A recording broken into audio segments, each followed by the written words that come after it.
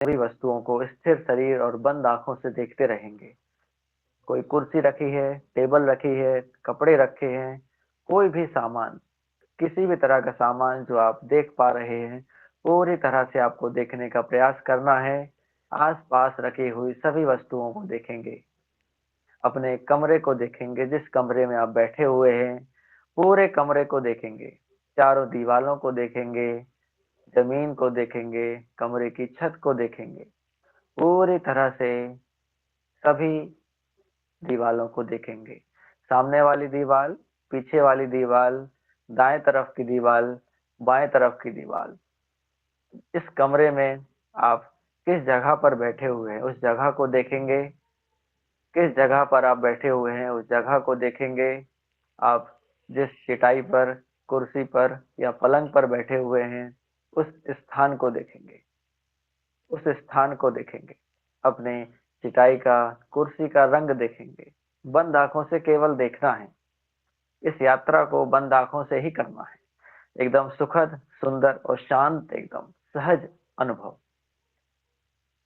अब जिस जगह पर आप बैठे हुए हैं, अपने पूरे शरीर की स्थिति को देखेंगे। आपका शरीर किस आसन में बैठा हुआ है, किस मुद्रा में बैठा है। कोई भी परिवर्तन नहीं करना है, केवल देखना है और कुछ नहीं करना है। बंद आंखों से अपने पूरी स्थिति को देखते रहेंगे। आपका शरीर किस स्थिति में रखा हुआ है, किस स्थिति में आप बैठे हुए हैं, किस आसन में, किस मुद्रा में। केवल देखने का काम करना है अपने पूरे शरीर को। जैसे सीसीटीवी कैमरे में हम अलग अलग दृश्यों को देखते हैं, अपने पूरे शरीर को देखिए। नीचे से ऊपर, ऊपर से नीचे, पैर के अंगूठे से माथे तक, माथे से पैर के अंगूठे तक। पूरे शरीर को स्कैन करना है, पूरा शरीर स्कैन। यह यात्रा बंद आंखों से करनी है। कमर सीधी, गर्दन सीधी, बंद आंखें। पूरे शरीर को आप देख रहे हैं, नीचे से ऊपर, ऊपर से नीचे, ऊपर से नीचे, नीचे से ऊपर। पूरे शरीर का अवलोकन। Just observe, visualize every organ of the body. अब एक बार सुनेंगे। आ का उच्चारण करना है, आंखों को बंद रखते हुए सुनना है आपको।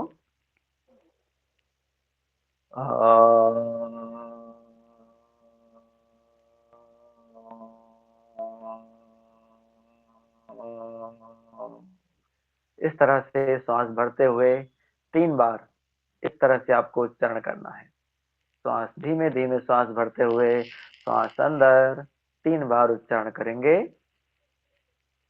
आ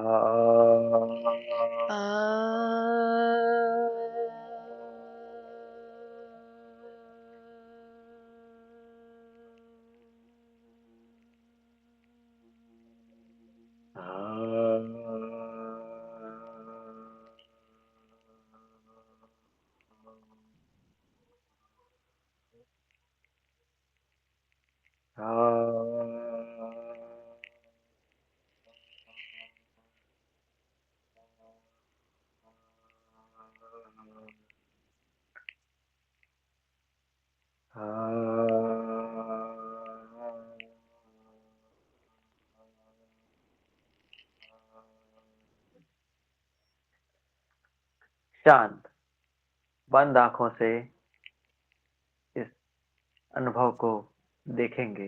पूरे शरीर में जो कुछ भी तरंगे, स्पंदन हो रहा है, केवल उसको देखना है।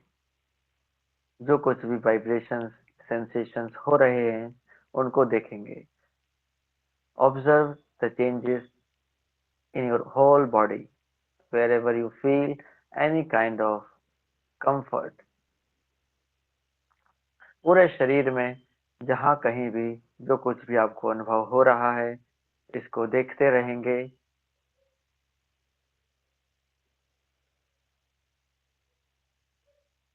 अब अपने कानों के प्रति सजग होंगे। अपने कानों से आ रही आवाजों को सुनेंगे। अलग अलग तरह की आवाजों को। अलग अलग तरह की आवाज, लोगों की आवाज, गाड़ियों की आवाज, पंखे की आवाज, अलग अलग तरह की आवाज, अलग अलग तरह की आवाजों को सुनेंगे। सबसे दूर की आवाज, नजदीक की आवाज और नजदीक की आवाज, अलग अलग आवाजों को सुनेंगे। अलग अलग आवाजों को सुनते चलेंगे। सबसे नजदीक की आवाज आपके अपने श्वास, श्वास प्रश्वास की आवाज, पूरी तरह से अपने सांसों की आवाज को सुनेंगे। अपने सांसों की आवाज को सुनेंगे। श्वास आ रही है और जा रही है। अपने आप ये श्वास आ रही है और जा रही है। पूरी श्वास आ रही है और जा रही है। धीमे धीमे श्वास नाक से होते हुए, गर्दन से होते हुए, छाती से होते हुए पेट तक, फिर वापस श्वास अंदर, श्वास बाहर। ऐसे बैठो। श्वास अंदर, श्वास बाहर।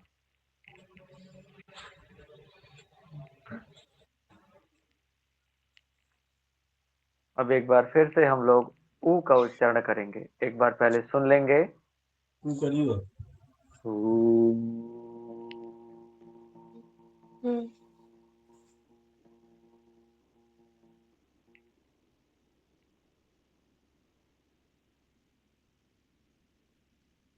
इस तरह से 3 बार।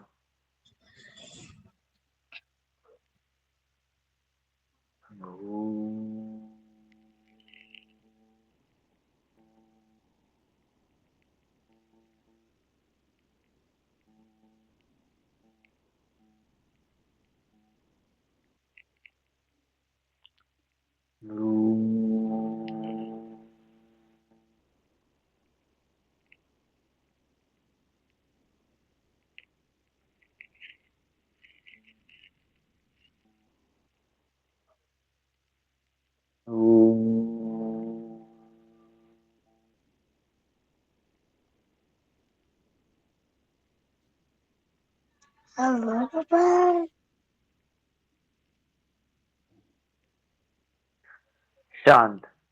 शांत 3 बार हो जाने के बाद हो जाने के बाद बीच में डिस्टर्ब इस ना अभ्यास करें, को बंद करेंगे। रिपीट ना करें प्लीज।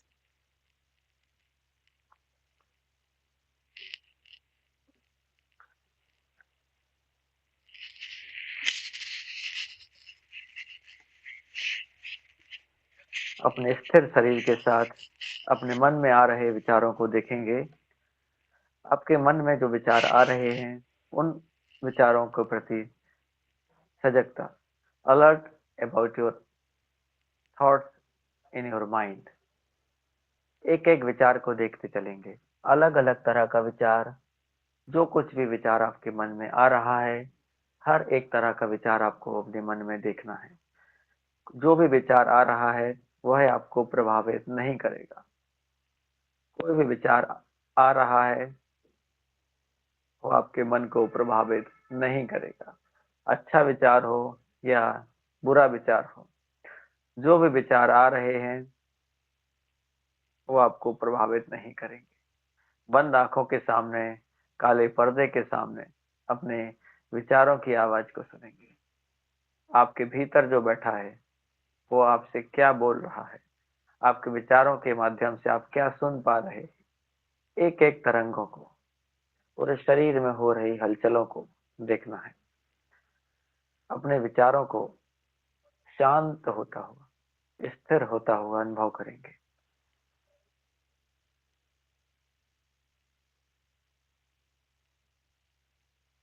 एकदम मौन की स्थिति, शांत, कंप्लीट साइलेंस।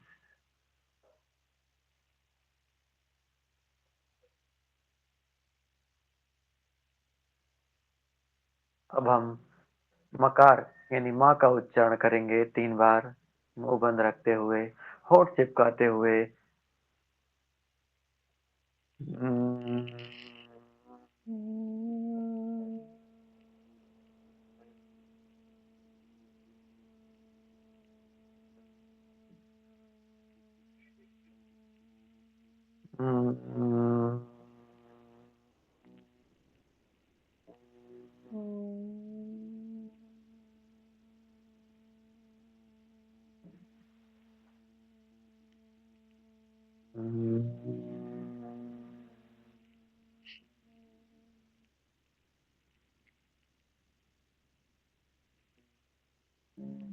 तीन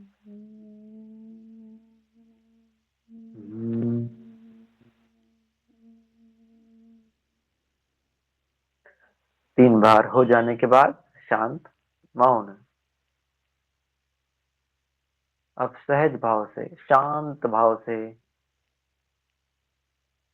एकदम मौन का अनुभव करेंगे। कोई भी हलचल नहीं हो रही है, एकदम स्थिर बैठे हुए, बंद आंखों से, एकदम स्थिर। कुछ करना नहीं है, केवल आंखों को बंद करके स्थिर शरीर के साथ बैठना है।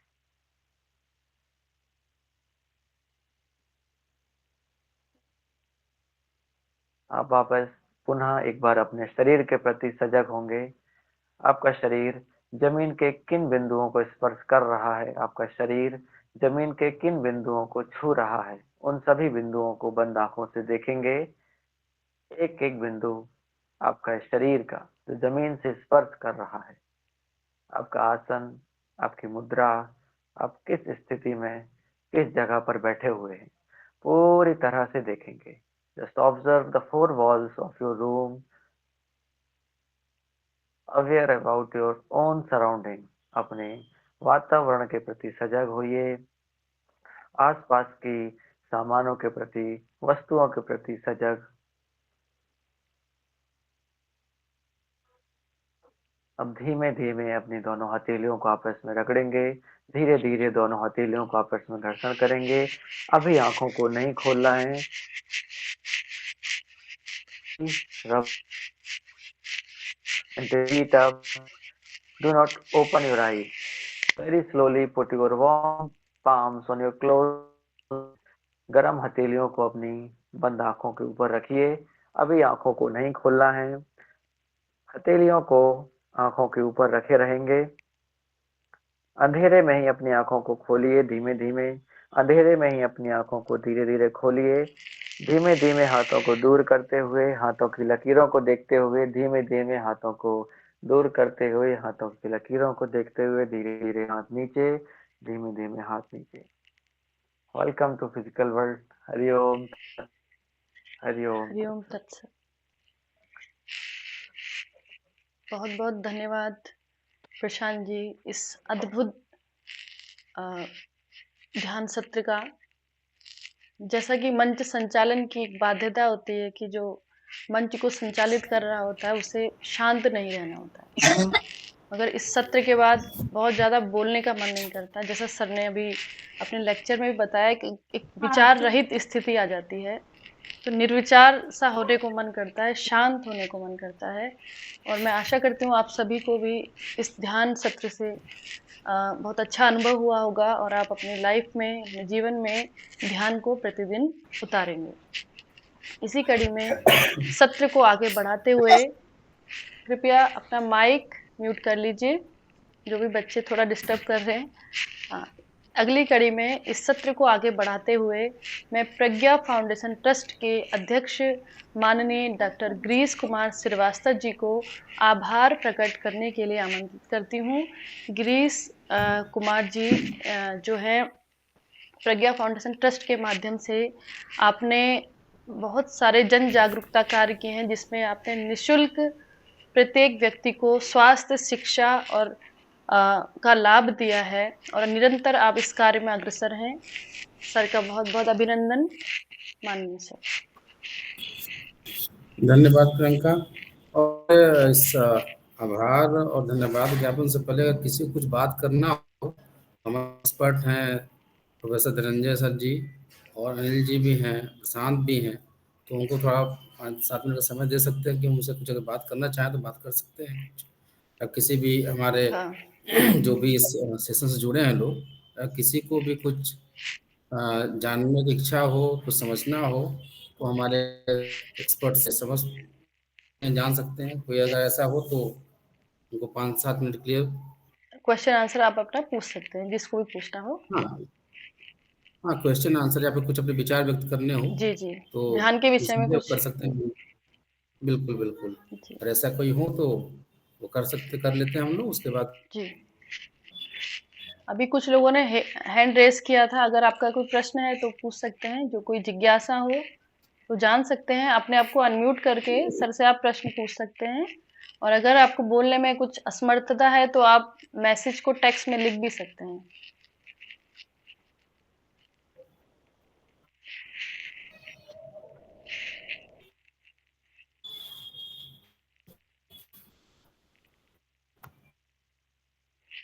मेरा एक प्रश्न था सर से, जैसे सर ने बताया, महर्षि पतंजलि जी ने बताया है कि तत्व प्रत्येक तानता ध्यानम, तो वो जो निरंतर तेल धारावत ध्यान है, जैसे आपने बताया कि 45 से 48 शायद घंटे बताया आपने, या मेरे सुनने में कुछ रहा हो, तो ये निरंतर ध्यान हम लंबे समय तक उसके अभ्यास के लिए हमें जो प्रारंभिक साधक हैं उन्हें किस प्रकार अपने ध्यान को शुरुआत करनी चाहिए, क्योंकि लंबे समय तक उनका संभव नहीं है बैठना या करना, तो उनको किस तरह से शुरुआत करनी चाहिए?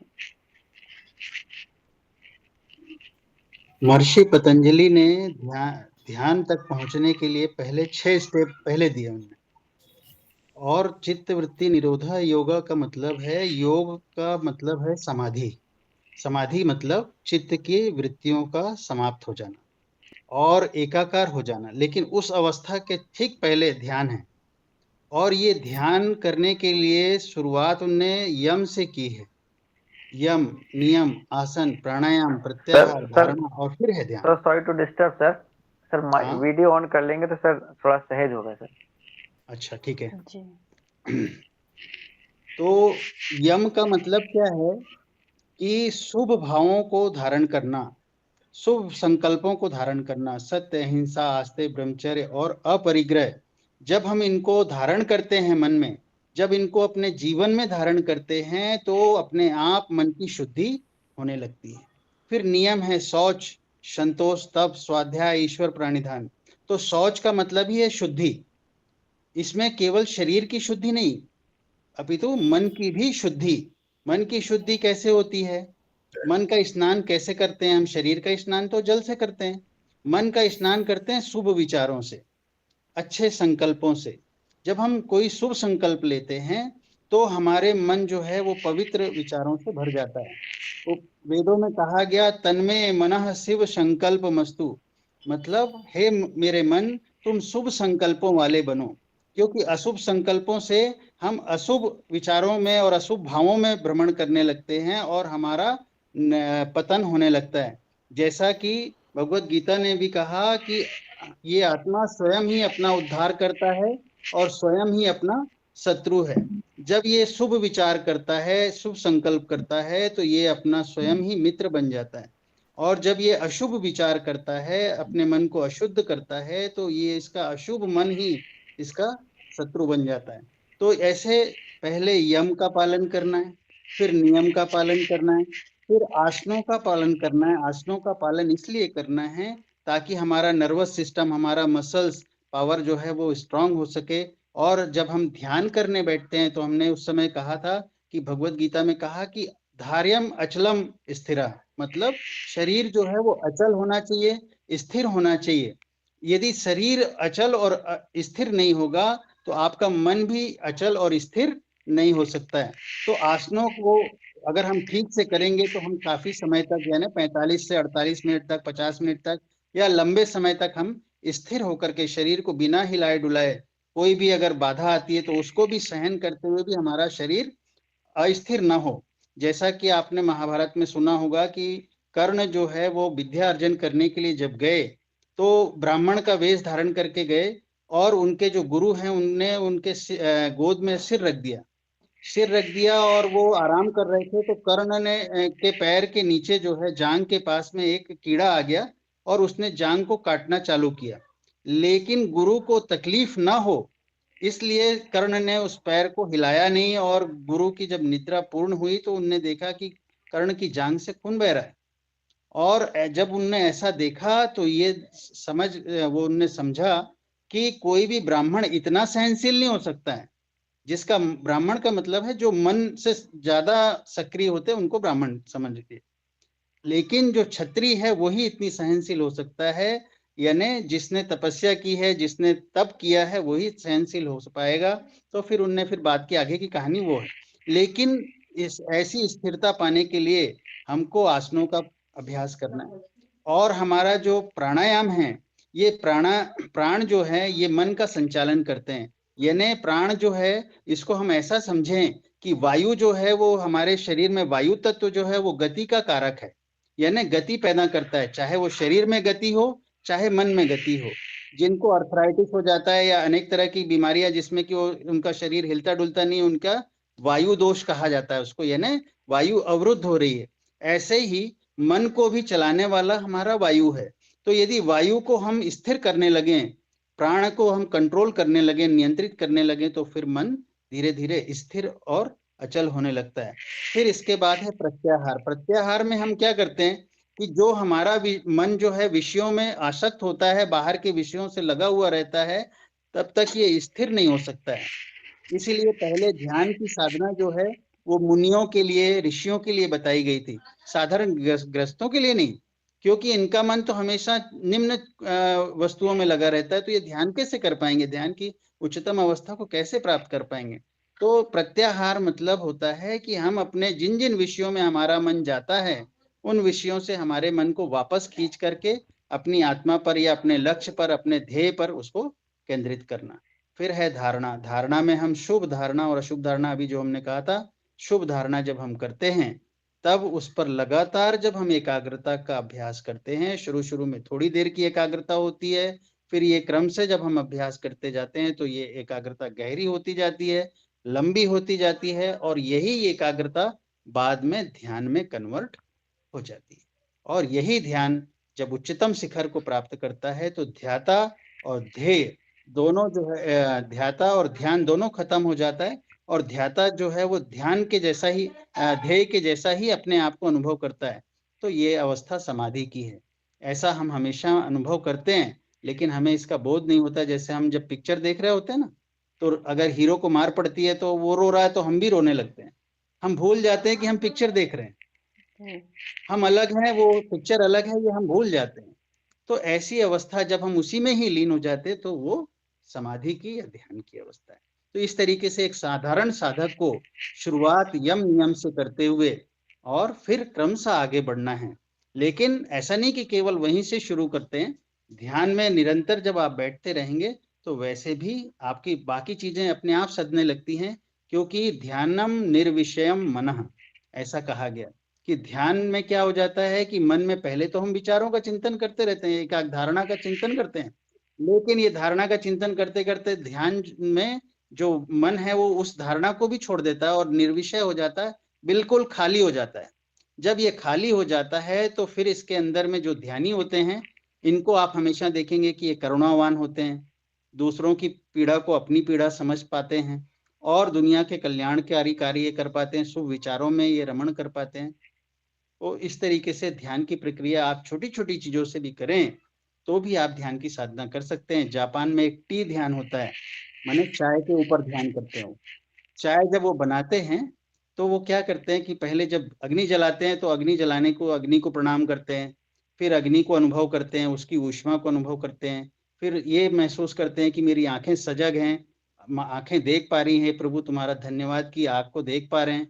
फिर चाय चढ़ाते हैं, फिर चाय की खुशबू को महसूस करते हैं, और ऐसा महसूस करते हैं कि मेरी इंद्रियां जो हैं वो ठीक ठीक काम कर रही हैं, हे प्रभु आपका धन्यवाद करते हैं, हमारी चेतना जो है वो जागृत है। और ऐसे करके वो चाय का जब आनंद लेते हैं, तो इस तरीके से छोटी छोटी चीजों में हम ध्यान को कर सकते हैं। भगवान बुद्ध जो है चलते चलते ध्यान करते थे, जिसको वो चक्रमण ध्यान कहते थे। ध्यान की अवस्था में जब हमारा मन विषयों में आसक्त नहीं होता है, निर्विषय होता है, तब वो क्या करता है कि जिस भी काम में लगा रहता है तो पूरी तरह से सजग रहता है, तो चलते चलते भी जो है वो ध्यान हो जाता है। एक बार की घटना है, भगवान बुद्ध जो है बैठे हुए थे और एक मक्खी उनके सामने से निकली और अचानक से जो उन्होंने हाथ को यूं हिला दिया, हिलाया तो थोड़ी देर बाद वो रुक गए, रुके और बार बार अपने हाथ को यूं यूं यूं करने लगे। तो उनका जो शिष्य था आनंद, फिर उसने बोला, बनते ये क्या करते हैं आप, बार बार हाथ क्यों हिला रहे, मक्खी तो पहले की उड़ चुकी। नहीं, बोले ये बिना सजग हुए मेरा हाथ चला गया, बिना ध्यान पूर्वक ये मक्खी को भगाने के लिए हाथ चला गया। मेरी एक एक क्रिया जो है वो ध्यान युक्त होनी चाहिए। हाथ भी मेरा जो है वो ध्यान पूर्वक, सजगता पूर्वक चलना चाहिए। तो जब हम ध्यान करते हैं बराबर, तो हमारा मन पूरी तरह सजग होता है, और इसीलिए जब हमारा मन ध्यान करेगा तो ज्ञान से युक्त होगा। जिस तरह से ध्याता, ध्येय और ध्यान की त्रिपुटी है, वैसे ही ज्ञाता, ज्ञेय और ज्ञान की त्रिपुटी है। जब हम ध्यान करते हैं तो ज्ञान अपने आप जागृत होता है, बाह्य वस्तुओं का भी ज्ञान होता है, और अंतर का भी ज्ञान होता है। इसीलिए जब हमने मंत्र में कहा था ना कि कामदम मोक्षदम चैव ओंकाराय नमो नमः, ये जब हम ओंकार का ध्यान करते हैं, जैसा कि हमारे प्रशांत भाई ने कराया नाद का, तब इससे हमें कामनाओं की भी पूर्ति वैसे ही होती है, और उसी ध्यान के माध्यम से हमें मोक्ष की भी प्राप्ति हो जाती है। यदि हम ओम का ध्यान करें निरंतर, तो ओम को हमने केवल जो है ठीक से समझा नहीं, कभी ठीक से यदि समझेंगे तो बराबर इसका ध्यान कर पाएंगे। धन्यवाद। धन्यवाद सर। मुझे लगता है कि एक प्रश्न जो मैंने पूछा उसमें आपने सभी जितने भी दर्शक बैठे हैं सभी का आंसर उसमें आपने दिया है, और बहुत अच्छी तरह से एक इतने बड़े विषय को केवल 5 मिनट में आपने समेटा। इसके लिए बहुत बहुत धन्यवाद। अब माननीय गिरीश जी से मुझे तो ऐसा लग रहा है प्रियंका कि सर का सानिध्य मिले, हम सुनते ही रहे इनसे, बस सुनते यही, हैं, लेकिन सुनते बस रहे। समय की बाध्यता है, नहीं तो ये विषय और लंबा चल सकता। जी, समय की अपनी सीमा है, और जी और भी चीजें हैं। तो मतलब होता है कि जब ऑफलाइन हम बैठे रहते तो करते, तो मुझे तो बिल्कुल बिल्कुल बहुत ही शानदार। बहुत और जैसे प्रियंका ने बताया, मैं डॉक्टर गिरीश कुमार श्रीवास्तव, प्रज्ञा फाउंडेशन ट्रस्ट और उसके टीम की तरफ से, सभी सदस्यों की तरफ से, जो हमारे सम्मानित अतिथि वक्तागण हैं, जिसमें प्रोफेसर धनंजय कुमार जैन सर जी हैं, जो विभागक है योग विभाग के, कलिंगा यूनिवर्सिटी रायपुर छत्तीसगढ़। हमारे अनिल सेन जी जो राज्य प्रभारी हैं पतंजलि युवा भारत मध्य प्रदेश, जो प्रशांत जी हैं जिन्होंने अभी व्यवहार पक्ष दिखाया नाद योग ध्यान का, सबका धन्यवाद ज्ञापित करता हूँ। और इस अति विशिष्ट, जिसको बोलते हैं ना, महत्वपूर्ण शब्द शायद बहुत कम होगा, अति विशिष्ट शिक्षाप्रद और ज्ञानवर्धक वक्तव्य के लिए मैं विशेष रूप से धनंजय सर जी का फिर से धन्यवाद ज्ञापित करता हूँ। बहुत बहुत धन्यवाद सर। और इस कार्यक्रम को अबाध तरीके से सुचारू ढंग से चलाने के लिए जो बहुत अच्छा कार्यक्रम रहा, उसमें उसके लिए मैं पूरी जो भी हमारी संस्था है, संस्था के सभी सदस्यों का मैं धन्यवाद करना चाहता हूँ। और इस कार्यक्रम में हमारे जो अति विशिष्ट सम्मानित अतिथिगण हैं, वक्तागण थे, इसमें प्रोफेसर धनंजय जैन सर जी, श्री अनिल सेन जी, प्रशांत खरे जी, इनके साथ साथ मैं प्रियंका श्रीवास्तव जी जो प्रज्ञा फाउंडेशन ट्रस्ट के सचिव हैं, प्रियंका जोशी निरामय योग से जो प्रज्ञा फाउंडेशन ट्रस्ट से भी जुड़ी हैं, डॉक्टर रजनीश कुमार श्रीवास्तव जी जो अभी भी हैं, हम देख पा रहा हूँ, डॉक्टर रजना आचार्य जी, रजत गुप्ता जी जो स्माइल फाउंडेशन से हमारे साथ जुड़े हुए हैं। इनके साथ इन सभी सम्मानित जनों के साथ साथ जो भी हमारे बंधु इस ऑनलाइन कार्यक्रम से जुड़े हैं, सबका मैं धन्यवाद ज्ञापित करता हूं। और मैं आशा करता हूं कि जो भी आज का वक्तव्य आपने सुना सर के माध्यम से, प्रशांत जी ने जो आपको व्यवहारिक पक्ष उसका दिखाया, उसका लाभ आपको मिलेगा। और जैसा कि सबको पता है कि जिसके लिए आज कार्यक्रम हम कर रहे हैं, वर्ल्ड मेडिटेशन डे, विश्व ध्यान दिवस, जो शायद में ये पहली इस बार 21 दिसंबर को संयुक्त राष्ट्र संघ द्वारा घोषित किया गया है, 21 दिसंबर को वर्ल्ड मेडिटेशन डे, जिसका विषय जो थीम है वो वही है, world meditation for world peace and harmony, विश्व शांति और सामंजस्य के लिए हम ध्यान करें। और ध्यान में जहाँ तक जो भी मेरी अल्प ज्ञान है जो मेरा, उसमें जो मैं समझ पा रहा हूँ, जैसा कि स्वास्थ्य देखो ना कि हेल्थ की डेफिनेशन की स्वास्थ्य है क्या, तो पहले हम लोग समझते थे स्वास्थ्य क्या है, बस शरीर से हम स्वस्थ हैं तो हम बहुत स्वस्थ हैं। जब बाद में हमें विश्व स्वास्थ्य संगठन ने स्वास्थ्य की परिभाषा को बदला, उसने बताया कि नहीं, स्वस्थ होना केवल शारीरिक स्वस्थता की बात नहीं है, स्वस्थ का मतलब होता है complete physical, mental and social wellbeing. आप शारीरिक शरीर के साथ साथ मानसिक रूप से और सामाजिक रूप से भी स्वस्थ रहे, सुरक्षित रहे, यही स्वास्थ्य की असली परिभाषा है। और बहुत खुशी की बात है कि संयुक्त राष्ट्र संघ ने 21 दिसंबर को वर्ल्ड मेडिटेशन डे, विश्व ध्यान दिवस के रूप में घोषित किया, और ये इस साल 2024 से प्रत्येक साल मनाया जाएगा। और मुझे लगता है प्रत्येक साल जब भी इसे हम मनाएंगे उसमें कहीं ना कहीं शांति, सामंजस्य, स्वास्थ्य और बेहतर जीवन की उम्मीद के साथ इसे मनाया जाएगा।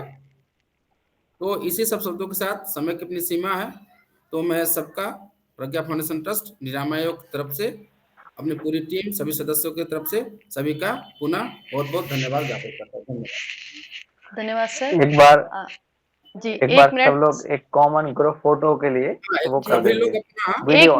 एक मिनट इस सत्र को समाप्त करने से पहले मैं देख पा रही हूँ कि दर्शक में एक हमारे गुरुजन जुड़े हैं, संतोष कुमार सर। अगर सर आप मुझे सुन पा रहे हैं तो आप एक बार अपना कैमरा ऑन करके हम सबको अपना परिचय देंगे। सर बहुत ही विनम्र स्वभाव के और संस्कृत के बहुत ज्ञाता हैं, और ये एक शिक्षक नहीं, ये एक गुरु हैं। मतलब एक गुरु जो अंधकार को मिटाता है, आपको जो रियल ज्ञान जिसे कहते हैं वो इनसे हमें मिला है। शायद उतना हम आत्मसात ना कर पाए, लेकिन सर सच में एक टीचर नहीं, एक गुरु हैं। अगर सर आप मुझे सुन पा रहे हैं तो एक थोड़ा सा आप जी सर आ गए हैं जी। जी सर सभी को बिल्कुल। सादर नमस्ते, नमस्कार सभी को। नमस्ते। नमस्कार। ऐसा कुछ भी नहीं है, मैं सभी जो यहाँ जुड़े हुए हैं इस सत्र में उनका मैं हार्दिक प्रकट करता हूँ कि आज हमें इस पहले विश्व ध्यान दिवस पर डॉक्टर प्रियंका जोशी जी की वजह से जुड़ने का मुझे अवसर मिला।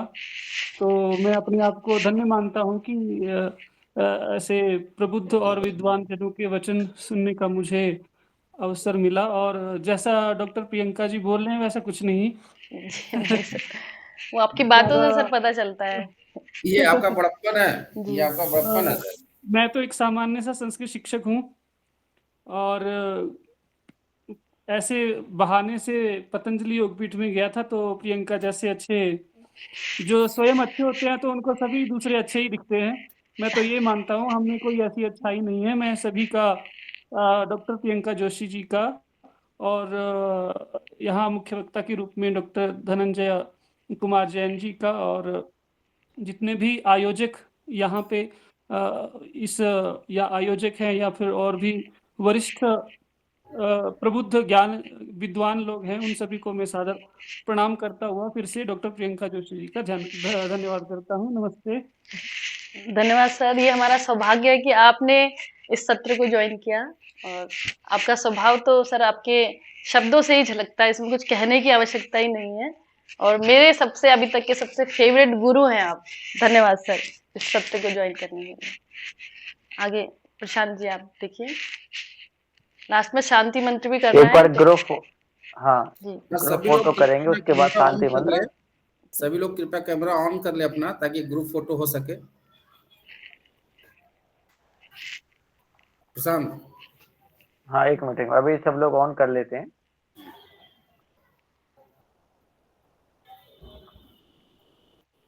ठीक है, एक मिनट बस।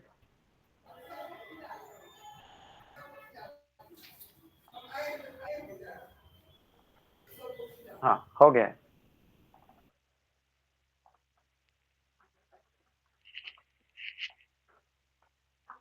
शांति मंत्र के लिए प्रियंका जी। आंखें बंद, कमर गर्दन सीधी। उस परम पिता परमेश्वर का धन्यवाद करेंगे कि हमें आज ध्यान के विषय में जानने को मौका मिला।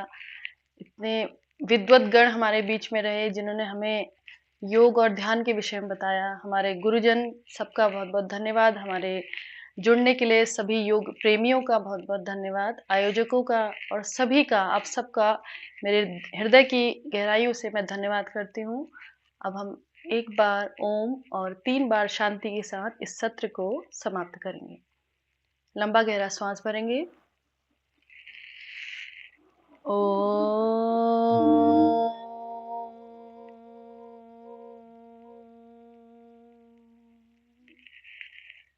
शांतिः शांतिः शांतिः। धीरे से अपने हाथों को रब करते हुए अपने चेहरे पर लगाएंगे। सहजता के साथ अपनी आंखें खोलें। हरिओम।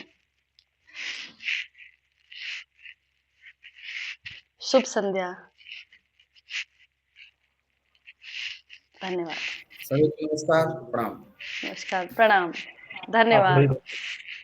तो मेरा प्रणाम। ओम नमः पार्वती ओम नमः पार्वती पते हर हर महादेव। महादेव। चलिए, धन्यवाद सभी का। धन्यवाद। सभी को ओम ओम धन्यवाद।